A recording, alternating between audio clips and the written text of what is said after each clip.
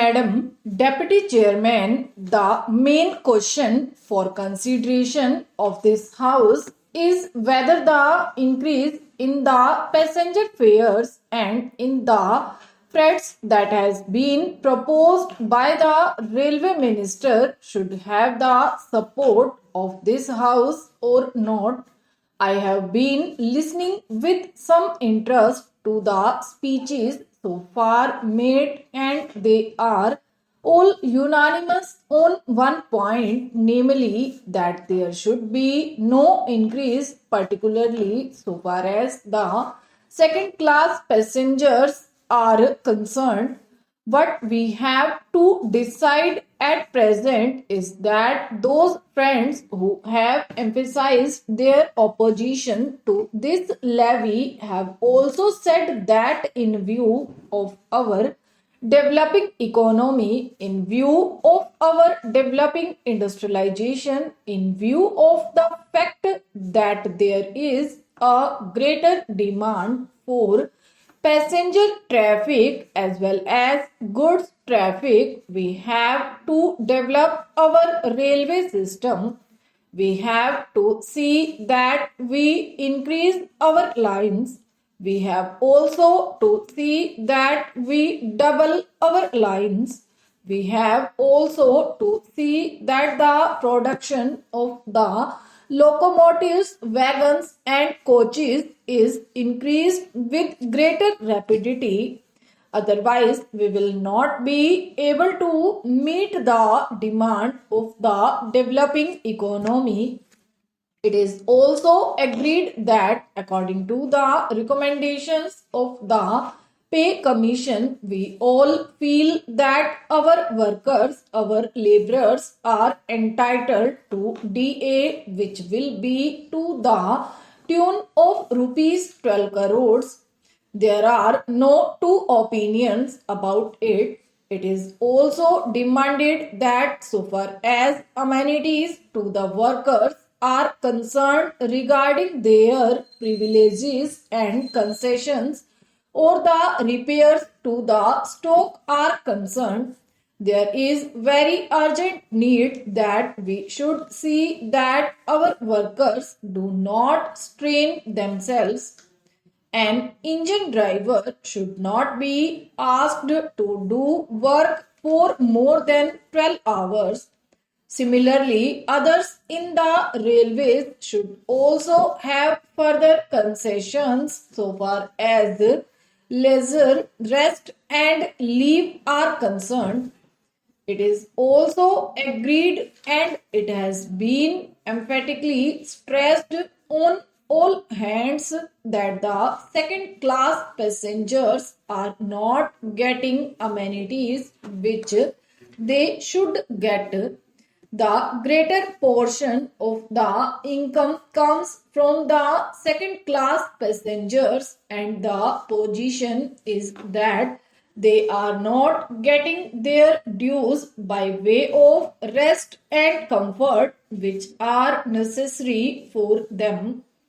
I appreciate that effort is being made that so far as sleeping accommodation and provision of fans to the second class passengers are concerned, something is being done. But this does not touch even the fringe of the problem, and when we see the second class passengers huddled together like cattle, not even having sufficient air to breathe in, we feel that there is something seriously wrong with our railway administration. We have also to see that the shortage that we had about the supply of wagons to the coal mines and to our steel industry is not there.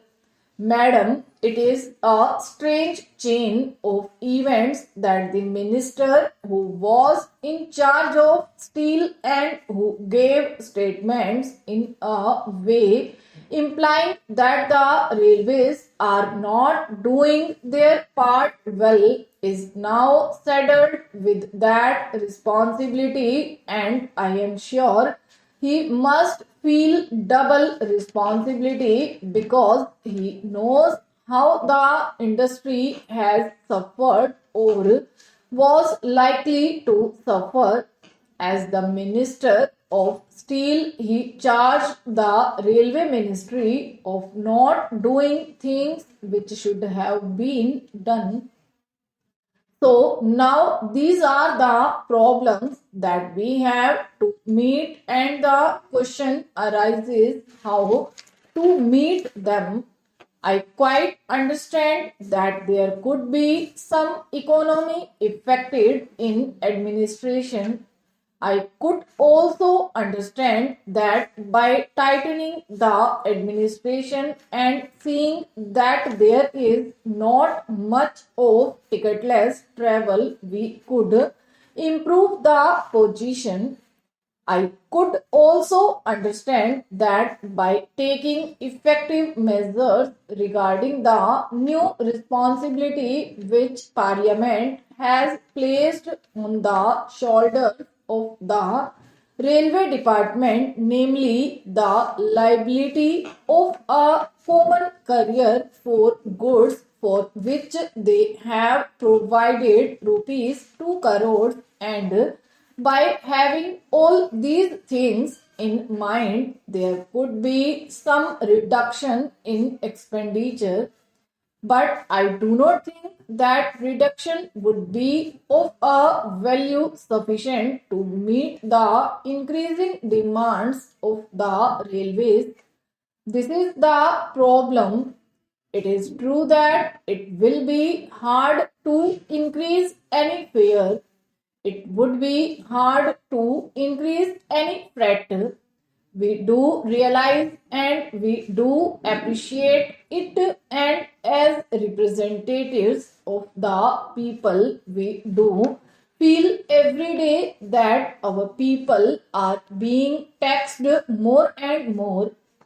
As regards freight, madam, my own view is that so far as food articles are concerned, this proposal should be modified just as there has been a modification in the case of giving encouragement for exports and in certain other respects.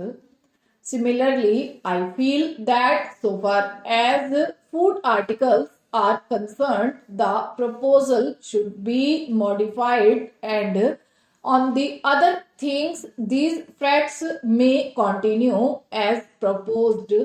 In this way, the danger that has been pointed out by honorable members, and to a certain extent correctly, that if the prices of food articles go up, that would create difficulty would be avoided.